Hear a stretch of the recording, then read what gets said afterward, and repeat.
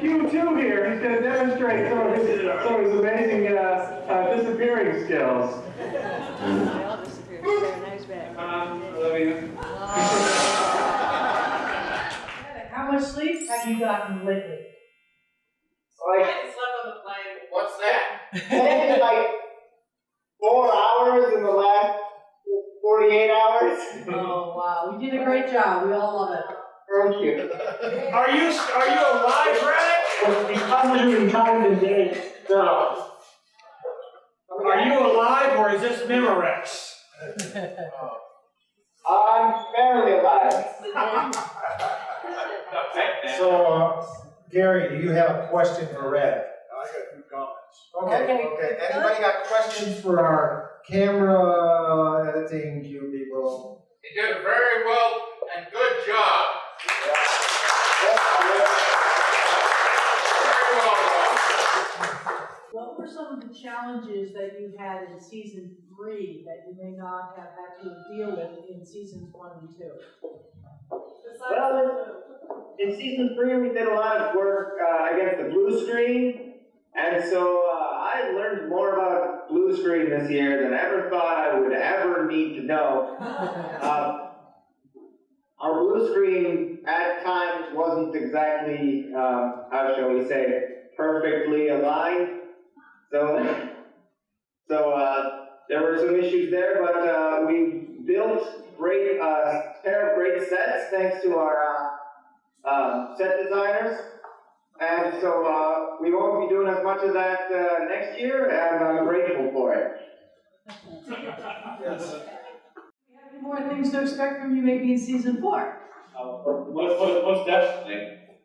Will we expect to see more of you in season 4?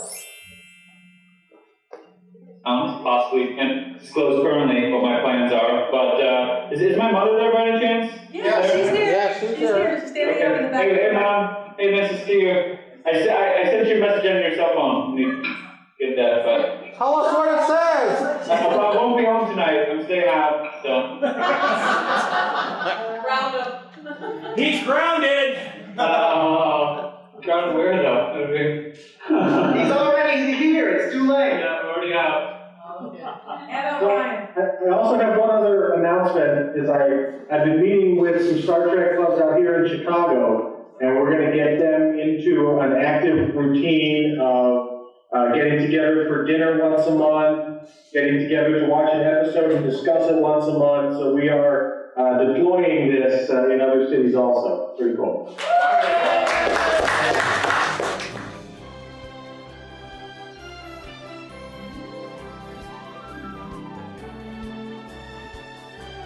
First award goes to a sweet and soft-spoken lady who came up to the plate and really wowed us with her many talents. She trekked all the way over from the other side of town to help us out time and time again with her incredible costume and makeup talent. She can pull a unique, believable alien face and costume out of thin air. Colin as the irate Valdarian ship commander, Will Ferguson as Oblong, Marcus as a Romulan, and her own Vulcan makeup. And I think we would all agree that she plays an amazing Vulcan. So we'd like to present the award for Best Makeup and Best Vulcan to Barbara and Myers. I actually feel really weird taking an award because makeup with so many people, so many departments came together to get these people ready, and it's such a group effort. I mean, when you asked us to stand up, almost everyone stood up, and everyone has so many multiple jobs, but I just wanted to thank you. I had so much fun working with you guys, and it was really neat to see everyone, pitch in all their talents. I wasn't expecting to say anything, but thank you. Season 2 included a lot of editing work, since much of it was shot with a blue screen. That required Braddock to edit in backgrounds for various seasons.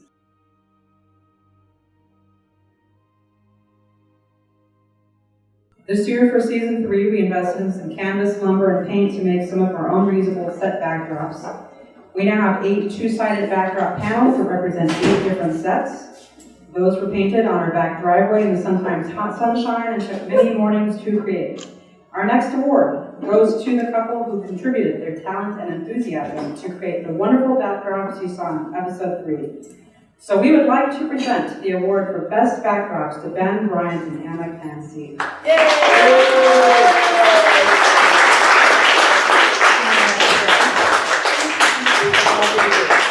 Your acceptance speech, and then announce the next one. Yes, thank you. Shout out to my brother who spent a day of his vacation building sets as well.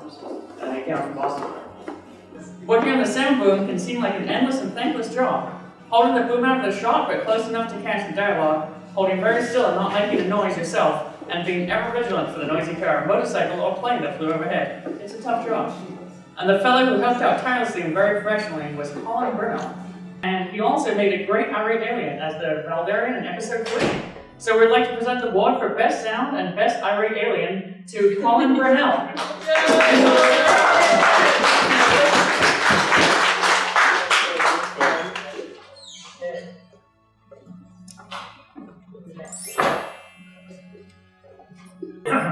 Our next award recipient is a very creative and upbeat fellow who helped out in many ways, script writing, prop making, and stepping up and acting in a part we thought he would be great in, Swedish accent and all. His idea of a giant pink sentient tribble is a great addition to the Star Trek universe, has a real merchandising potential.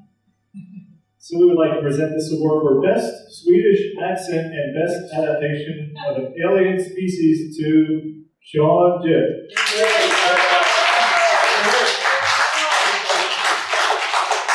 Thank you very much.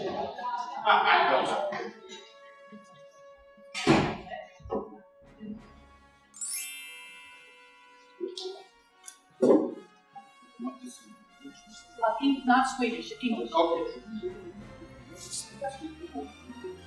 Oh, he wants me to make a speech, an acceptance speech. Right. I graciously accept this. I want to thank my mother, my father. I want to thank all of the people that put me through acting school, although they don't exist because I never went. I want to thank my kindergarten teacher, and I want to thank my driving instructor in high school, and my flight instructor, both of them. And I want to thank everyone here. And that's probably long enough. Okay. So, our next award recipient also gave us graciously of her talent and enthusiasm. She helped out in many ways, assisting in writing the season 3 script, acting guidance for her compatriots, makeup, and continuing on screen with the characters she forged in season 2. When asked one day during filming why she was still here long after her acting stint was done, she replied cheerfully, "I don't want to miss anything." Her self-applied trill spots are unmistakable, and they do go down all the way. So, we would like to present the award for Best Trill Spots and All-Around Help to Annie Kaufman. Come on down.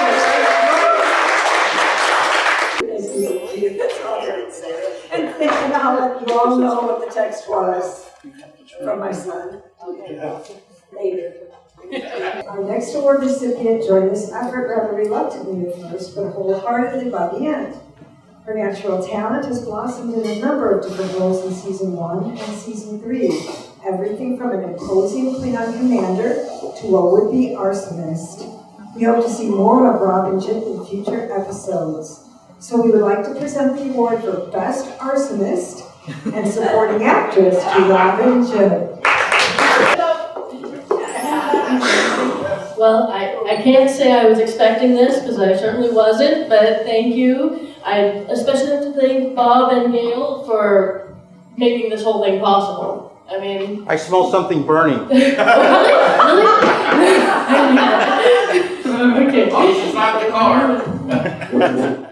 Our next award recipient has also helped out in many ways. She has filled in as a second command of an alien ship when the actor originally scheduled to play the part didn't show up. She is always there with a friendly smile and a willingness to help out whenever possible. So we would like to present the award for Miss Congeniality to Rebecca Haley.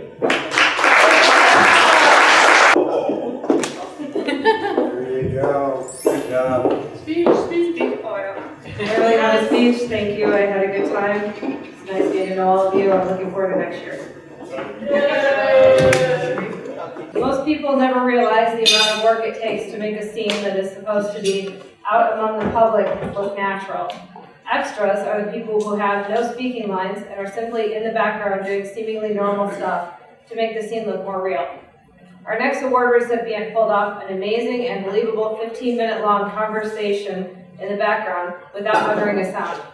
You should try it sometime, it isn't easy. And it was especially challenging since he was playing a rambunctious Klingon. So we would like to present the award for Best Extra to Andy Strano. I've always wanted a Ferengi. Thanks, that was a lot of fun. It was just, basically you just say peas and carrots over and over again. Makes it look like you're talking. So I'm just used to talking and nobody's listening. Anyway. It's like teaching. That's what I do as a, teacher. Our next award recipient bailed us out on a number of occasions when scheduling conflicts with a few volunteers left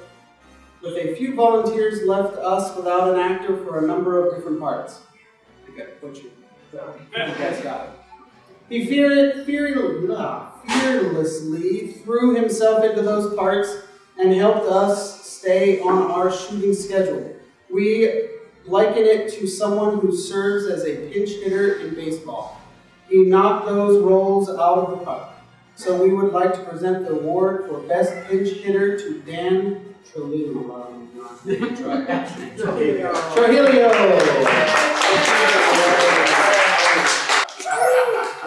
It's kind of funny, the mispronunciation of my name and misspelling my name in the credits. Oops. Doesn't bother me at all. We can change that. No. Keep it that way. I want it that way. I just got back from a skateboard contest, like today, in Canada. And every time they said it was a 4-day contest. Every time they said my name, wrote my name down somewhere, it was always wrong. So. Who are you? What? Daniel Trujillo. So we did get it right. Yeah. So we got it then. Number 10, our next award recipient has been involved in Quark Space Station since the beginning and is one of our best advocates. Whenever we needed someone to host an event, she volunteered, and whenever we needed more volunteers to help in filming season 3, she brought the bodies. She bought the bodies? She brought the cadavers. So we would like to present the award for Best Recruiter to Linda Ingram. Thank you. I'd like to thank the whole cast and crew. I had a great time. I want to thank Bob and Gail. Without this, none of this would be possible. And I get to be captain. So, thank you very much.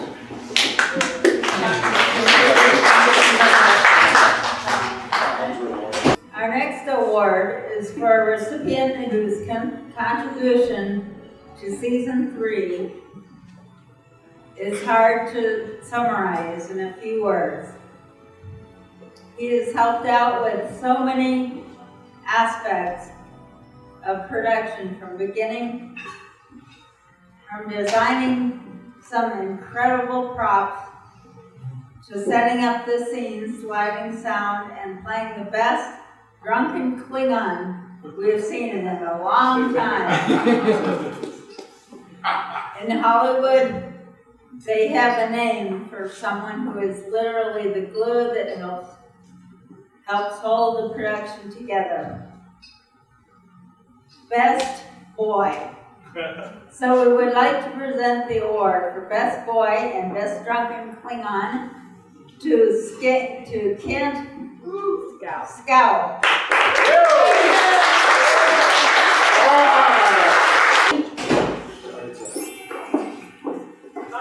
Season 3 was something that kind of was put together.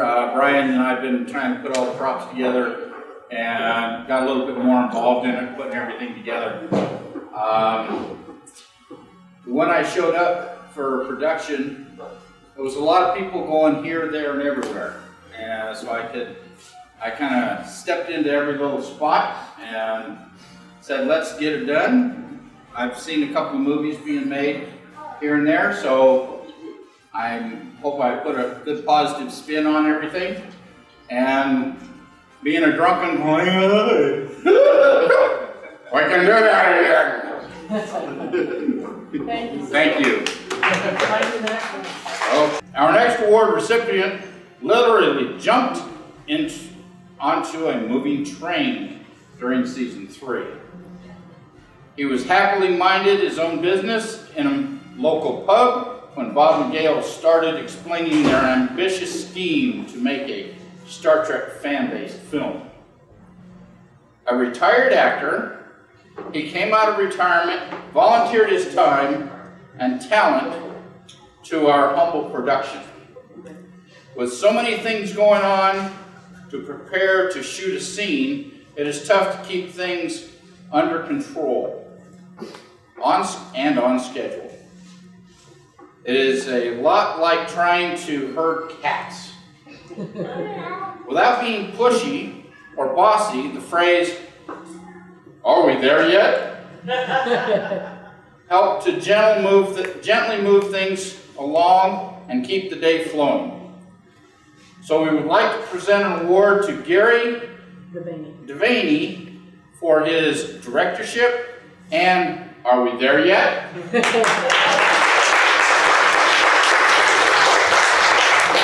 Actually, it's a typo. It's how close are we? I'm sorry. How close are we? Yes, How close are we?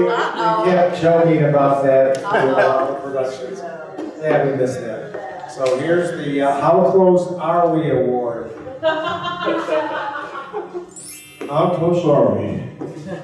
I'd say that dozens and dozens of times.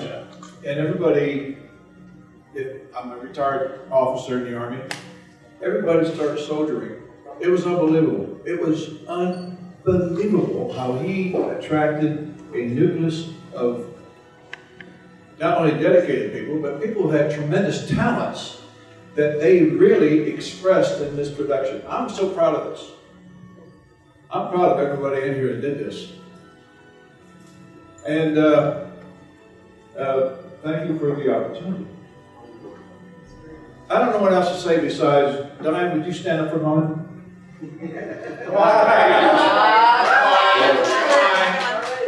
This is my assistant director.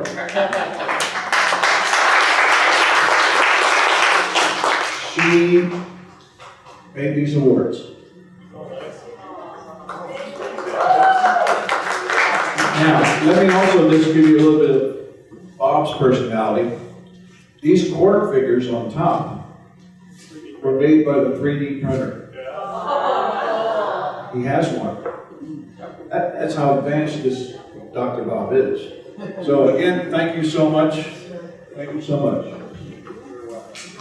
Our next award recipient has been instrumental in bringing all 3 seasons of Quark Space Station to life. Her irreplaceable talent behind the camera, I know who this is, and sweet and mild demeanor have added to everyone's enjoyment of this process of filmmaking. Rarely in Hollywood do a cast and crew work together so efficiently and harmoniously, and this lady had a lot to do with that group dynamic. So, we should like to present the award of Best Assistant Director to Kathy Wilson.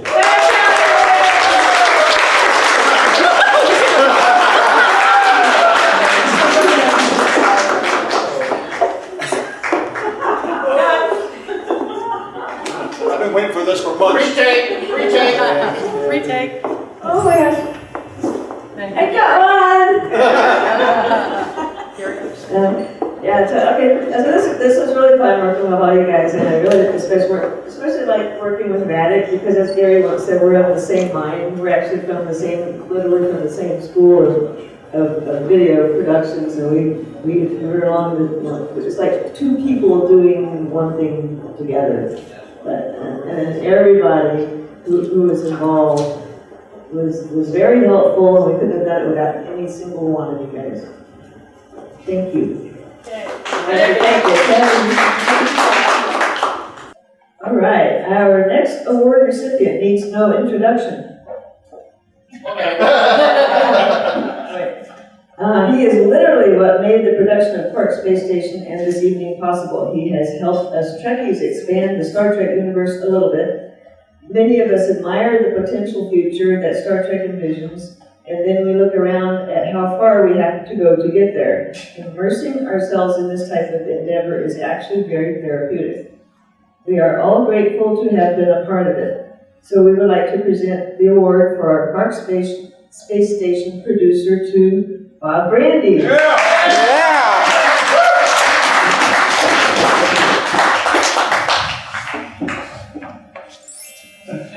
Yes, you can, George.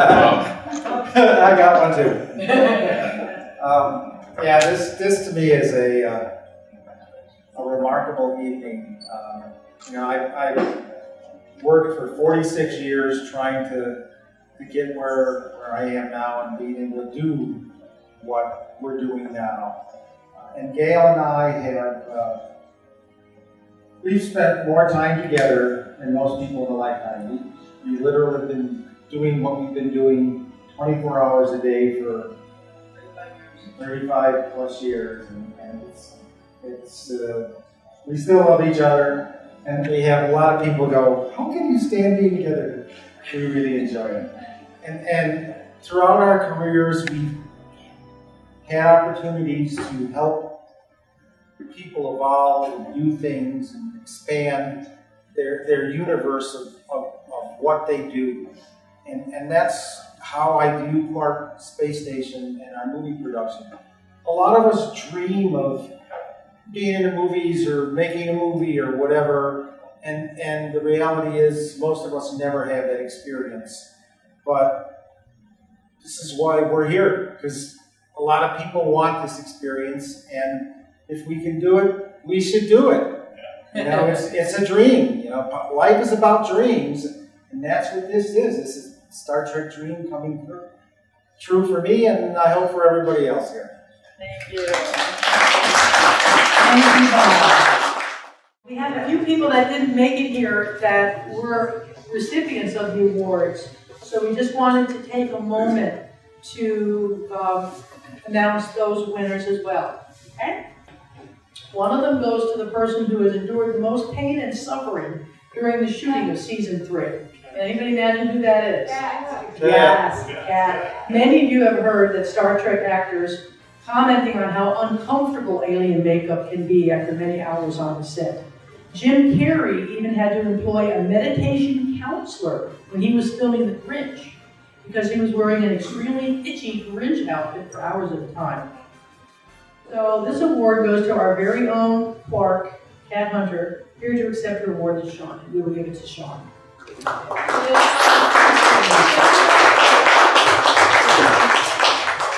Some of them are on the table. So I'll just take this one for now. Okay. Also, we have a recipient, an award for Best Multiple Personalities and Unbridled Enthusiasm. Take a guess. Brian! Yes, that's Brian Gardner. Okay, also hard to describe in a few words.